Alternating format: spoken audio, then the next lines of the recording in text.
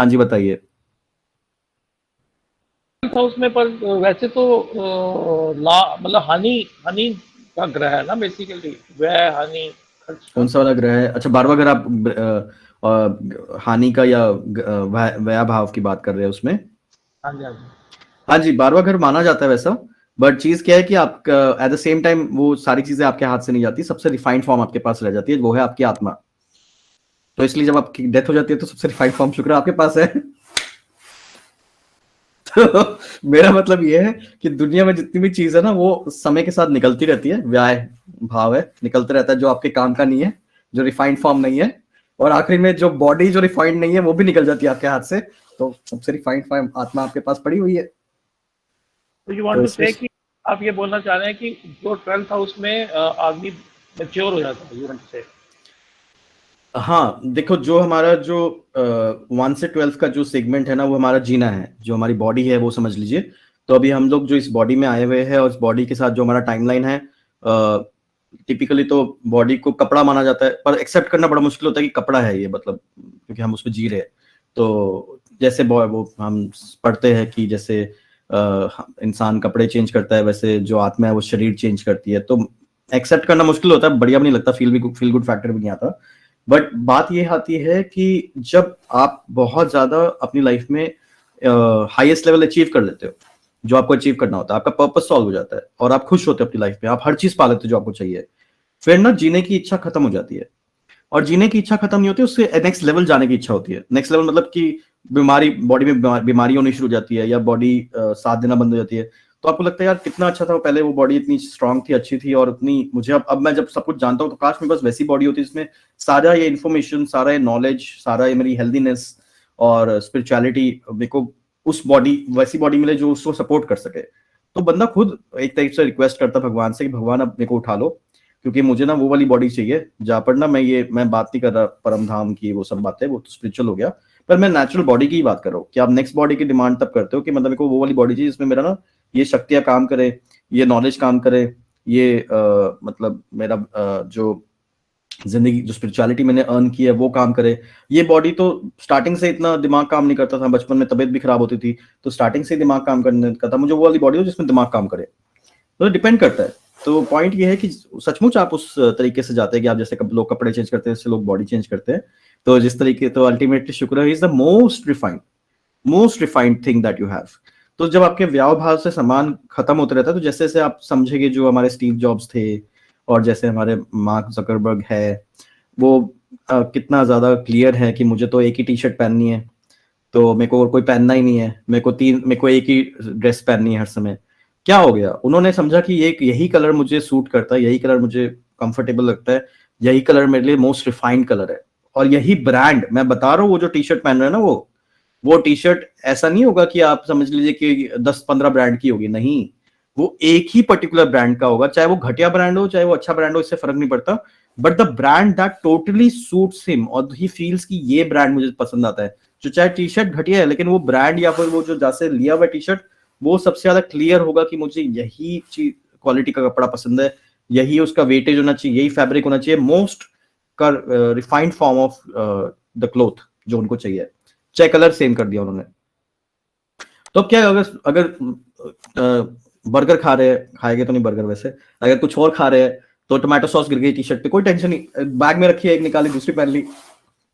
He is making sure ना, technically he is available, he sound, उसका उनका time उनके लिए अवेलेबल है। टाइम इंपॉर्टेंट, जो उनको टाइम, एक टाइम वैल्यू ऑफ मनी मिलते हैं, क्योंकि टाइम वैल्यू मनी इन लोगों की बहुत ज्यादा हाई होती है।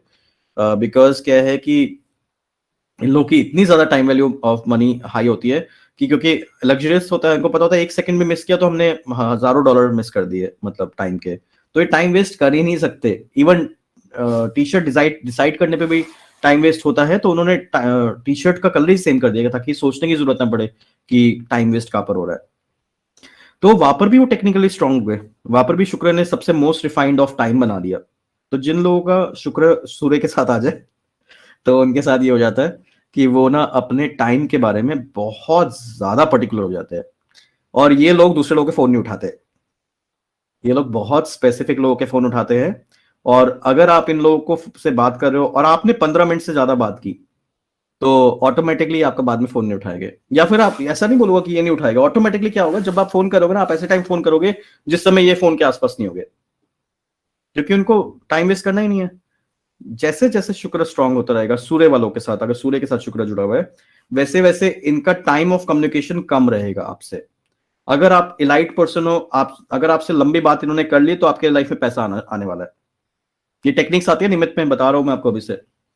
अगर शुक्र सूर्य साथ में आ गया और शुक्र सूर्य वाले बंदे ने आपसे लंबे समय बात कर ली, तो आपकी लाइफ में पैसा आएगा, गारंटीड है। लेकिन अगर वो आपसे 5-10 मिनट बात कर रहे हैं, तो आपको ये मत फिक्र कीजिए कि वो आपसे बात नहीं करेगा, रिलेशनशिप है भाई, रिलेशनशिप कैसे छोड़ देंगे, तो वो आपसे बात करेंगे। लेकिन फिर आपको ना हर रोज 5-10 मिनट बात करके देखना है, या 2-3 दिन में 5-10 मिनट बात करके देखना है। अगर उन्होंने 5-10 मिनट से ज्यादा बातचीत आपसे किसी दिन कर ली, उस दिन आपके पास पैसा आ जाएगा। प्रैक्टिकल एंड ट्रू प्रेडिक्शन है, काम करेगी, पर निमित्त में ज्यादा समझ आएगी। ठीक है, तो ऐसे करना होता है। तो ये जो सिनेरियो बन जाता है शुक्र का, वो यही बनता है कि मतलब जो से ग्रह के साथ आ जाएगा, उस मार्क जकरबर्ग ने टाइमिंग को और टाइम वैल्यू ऑफ मनी को इंपॉर्टेंट समझ लिया।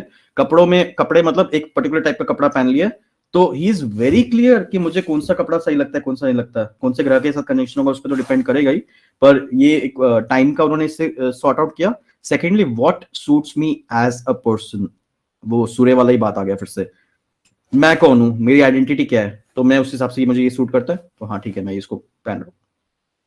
इनको अपने डिस्ट्रैक्टिव डिसीजंस को छोड़ना पड़ता है, जस्ट बिकॉज इनको ये श्योर करना होता है कि जब मैं कोई डिसाइड करूं, या मैं कुछ पहनूं, या मैं कुछ रहूं, तो तब मेरा ध्यान भटकना नहीं चाहिए ऑन रैंडम स्टफ। तो आसपास से ना सामान हट जाता है, कपड़े उपड़े तो सामने दिख रहे हैं, पर उसके अलावा भी बहुत कुछ हट जाता है। जितनी भी चीज नॉन वैल्यूएबल होती है, टाइम टेकिंग होती है, वो सारी लाइफ में आपकी कम हो जाती है। तो व्यावभाव जो आप बोल रहे हैं, उसमें जैसे जैसे शुक्र इंप्रूव होगा, आपकी लाइफ से अपने आप सामान छट जाएगा। आप मेरे को एक बात खुद बताइए, ठीक है, एग्जाम्पल है, अभी विंटर्स चल रहे हैं, ठीक है, आपको पता है हीटर्स, मैं आपकी बात नहीं कर रहा, आप बस एग्जांपल समझिए वो। तो जैसे अभी विंटर्स चल रहे हैं, तो उसमें क्या होता है, हम हीटर्स यूज करते हैं, ठीक है। अब हीटर्स ना अलग अलग टाइप के आते हैं। एक हीटर आता है छोटा सा अपना बल्ब वाला, मतलब ट्यूब वाला, तो वो हीटर सस्ता भी आता है, 500-1000 रुपए के अंदर, 500 के अंदर आ जाता है, 1000 रुपए के अंदर आ जाता है। एक आता है ऑयल हीटर, नहीं ऑयल हीटर से पहले एक आता है फैन हीटर, वो 2-3 हजार रुपए का आता है। फिर एक आता है ऑयल हीटर, वो 6-7 हजार से शुरू होता है। फिर एक आता है रेडिएटर हीटर, वो आता है 10-11 हजार से। फिर एक आता है सेंट्रलाइज कूलिंग टाइप का, सेंट्रलाइज हीटिंग टाइप का सिस्टम, वो उसके पास नहीं जाता मैं, पहले मैं एसी पे जाता हूँ। फिर आता है एसी हीटर, एसी के अंदर भी हीटर इनबिल्ट आते हैं, वो मतलब 40-45 थाउजेंड के आते हैं। फिर आता है सेंट्रलाइज हीटिंग, वो आता है 1 लाख रुपए के आसपास, ठीक है। अब जो सेंट्रलाइज हीटिंग है पूरे घर को हीट करती है, अब्रॉड में वही चलती है, इंडिया में नहीं चलती, अब्रॉड में वही चलता है। तो पूरे घर को वो हीट करता है, ठीक है। और वो वहां पर रिक्वायरमेंट है, मैंडेटरी है, वो तो नीड हो गई वहां पर, तो वहां पर हम इस चीज को काउंट नहीं कर सकते, लेकिन इंडिया में इस एग्जाम्पल को काउंट कर सकते हैं। तो जितने भी आप समझ रहे फिल्म स्टार्स हो गए, सुपर स्टार्स हो गए, वो डेफिनेटली सेंट्रलाइज हीटिंग यूज करेंगे, at least minimum to minimum AC heating use करेंगे। लेकिन एसी हीटिंग वो यूज नहीं कर सकते, क्योंकि वो एसी नहीं लगाते, वो सेंट्रलाइज कूलिंग लगाते हैं, तो सेंट्रलाइज हीटिंग भी उसी से ही होगा, राइट। अब क्या किया उन्होंने, या फिर आप अगर अपनी लाइफ में समझे तो कैसे होगा, अगर आपने छोटा वाला हीटर लिया तो आपको समझ आएगा कि जैसे जैसे आप लाइफ में आगे बढ़ेंगे, सामान आपने छोटा भी रखना पड़ेगा, एक छोटा यहाँ रखना पड़ेगा, एक छोटा आपको दूसरे रूम में, एक छोटा तीसरे बंदे के यहाँ, 3-3 छोटे रखने पड़ेंगे, फिर 3-3 छोटे समर्स में एक साथ इकट्ठे करके स्टोर रूम में रखने पड़ेंगे। और अगर आप सेंट्रलाइज यूज करते हो तो एक ही बारे में तीनों का हो गया। इफेक्टिवनेस छोटे की नहीं है, उसके सामने आप हिलते डुलते रहोगे, और सेंट्रलाइज में आपको हिलना डुलना नहीं है। छोटे वाले में क्या है कि आपका वर्क स्टाइल थोड़ा स्लो हो जाएगा, बिकॉज हीट कहीं ना कहीं क्या है कि ठंडी में बहुत काम होता नहीं है, और सेंट्रलाइज में आप अपना नॉर्मल वर्क कर सकते हो। तो क्वालिटी किस में आई, क्वालिटी इस बात पे आई कि अगर आप सेंट्रलाइज कर रहे हैं, मैं चाहे आपको बोल नहीं रहा सेंट्रलाइज, लेकिन एसी तक आप पहुंच गए, समय के साथ हर कोई क्या करता है, अपग्रेड करते रहता है, कि पहले मैंने छोटा लिया, फिर मैंने ऑयल हीटर लिया, फिर मैंने एसी वाला लिया। तो वो अपग्रेड इसलिए करते रहते हैं बिकॉज उनको समझ आता है कि मेरी क्वालिटी ऑफ लाइफ में डिस्टर्ब हो रही है based on when I am not buying the item, जो सब वैल्यू आइटम है, सब स्टैंडर्ड आइटम है। और सब स्टैंडर्ड कैसे क्या हो रहा है कि उससे रिलेटेड जो भी चीजें इफेक्ट हो सकती थी वो हो जाती है। मेरा काम नहीं हो पा रहा, मेरी स्पीड कम हो गई है, और मतलब मैं परेशान भी हो रहा हूँ, मेरी तबीयत भी खराब हो रही है, तो यू हैव स्पेस फॉर तबीयत खराब होना, आपके पास स्पेस है आपका काम नहीं हो पाना, आपके पास स्पेस है कि अगर आज काम नहीं हो तो कल हो जाएगा, आपके पास स्पेस है कि मैं मतलब मेरी जिंदगी जैसी चल रही है, आपके पास स्पेस है कि एक हफ्ते बाद भी अगर मेरे कुछ तबियत खराब होती है और एक हफ्ते बाद मैं रिकवर करता हूँ तो भी कोई प्रॉब्लम नहीं है, because you have space for all this. कि अपनी बॉडी को आपने वैल्यू नहीं किया, आप अपने टाइम को वैल्यू नहीं किया। वीनस सिर्फ वैल्यू ऑफ पर्सन नहीं है या वैल्यू ऑफ डायमंड नहीं है, आपकी हर एक चीज की वैल्यू है। आपने अपने टाइम की वैल्यू नहीं की, आपने अपने हेल्थ की वैल्यू नहीं की, आपने अपने लाइफ में रिलेशंस की वैल्यू नहीं की, आपने अपने लाइफ में क्या नाम है मौसम की वेदर की वैल्यू नहीं की, आप अपने काम की वैल्यू नहीं की, आपने 5-6 चीजों की वैल्यू नहीं की।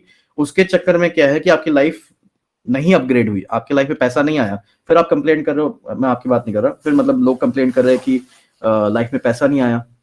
मैं हीटर का एग्जांपल इसलिए बता रहा हूँ कि ये हमारी लाइफ में अभी लाइव एग्जांपल है। तो हम जब हायर लेवल पे सामान लेते हैं तो और हम अपने लाइफ के स्टाइल को इम्प्रूव करते हैं ताकि हम लोग अपने फोकस्ड वर्क पे काम कर सके, तब ऑटोमेटिकली क्या हो जाता है कि आप हर चीज की इनडायरेक्टली वैल्यू करना शुरू कर देते हो। आप दिखा रहे हो तो मैं वैल्यू कर रहा हूं। अगर आप वैल्यू नहीं करते अपनी किसी चीज की तो ऑटोमेटिक लाइफ में अपग्रेडेशन या लग्जरी नहीं आती है, and then we have a situation की भी कंप्लेंट करते हैं कि हमारी लाइफ में लग्जरी और वेल्थ नहीं आया, पर इन रियलिटी हम लोग अपनी लाइफ को उतना वैल्यू नहीं किया। तो इसलिए जरूरी होता है कि अब देखो इनको चेंज करना पड़ेगा ना, छोटे वाले को चेंज करना बड़े बड़े के लिए, बड़े को चेंज करना उसके बड़े के लिए। तो इससे अच्छा जो वीनस वाले लोग होते हैं ना, वीनस जिनका अच्छा होता है, प्रोमिनेंट होता है, वो स्टार्टिंग में ही सबसे महंगा वाला और सबसे बढ़िया वाला लेके आते हैं। बिकॉज वो बोलते हैं मुझे क्वालिटी में कॉम्प्रोमाइज करना ही नहीं है, मुझे लेना है ये वाला, एक बार लेना है लेकिन अच्छा लंबा चलाना है। तो वीनस वाले बार बार नहीं लेते, ऐसा भी है, वो एक बार लेते हैं लेकिन लंबा चलाते हैं। लेकिन मैं टॉरस के परचेज डिपार्टमेंट की बात नहीं कर रहा वीनस की बात कर रहा हूँ। तो वो एक बार लेते हैं, अच्छा लेते हैं और लंबा चलाते हैं। और वो यहाँ पर वो डायरेक्टली प्रूव करते हैं कि आई वैल्यू माई सेल्फ मोर। तो वीनस जब भी महंगा लेते ना, या आप लोग जब भी महंगा कोई सामान लोगे तो हमेशा आप ये दिखाओगे कि I am valuing my self, पर ना वो वैल्यू ना दिखाई नहीं देती, क्योंकि जो लोग समझ नहीं पाते शुक्र को उनको वैल्यू नहीं दिखाई देती कि कैसे आप अपने आप को वैल्यू ज्यादा कर रहे हो, उससे क्या फर्क पड़ रहा है। लेकिन जो मैंने अभी आपको एग्जांपल बताया ना, उससे ये बात क्लियर हो जाएगी कि how you are valuing your time, your place, your relations, your money, your health, your body, your work. तो योर मौसम मतलब वेदर, जब आप सब चीजों का वैल्यू करना शुरू कर देते हो तब ऑटोमेटिकली आप वीनस की वैल्यू कर रहे हो, या जिसका वीनस अच्छा होता है वो ऑटोमेटिकली जाने अनजाने में हर चीज वैल्यू कर रहा होता है। क्योंकि वीनस के साथ ना चक्कर ये कि ये वैल्यूएशन दिखाई नहीं देती हमको, बस ये दिखाई देता है वो अमीर है हम गरीब है, बस उतना ही दिखाई देता है। ये नहीं समझ आ रहा होता कि वो अमीर होने के लिए उसने कितनी सारी चीजों की वैल्यू की है। और जब बंदा ऐसी चीजों में वैल्यू देख पाता है ना अपने आप की लाइफ में, तो वो लोगों के अंदर भी वैल्यू देख पाता है। और जब वो लोगों के अंदर वैल्यू देख पाता है तो उसको वो ऐसी ऐसी जगह पर जाता है और ऐसी ऐसी जगह पर लोगों को भी लेके जाता है जहां पर ऑलरेडी ये चीजें बहुत हाई क्लास की होती है।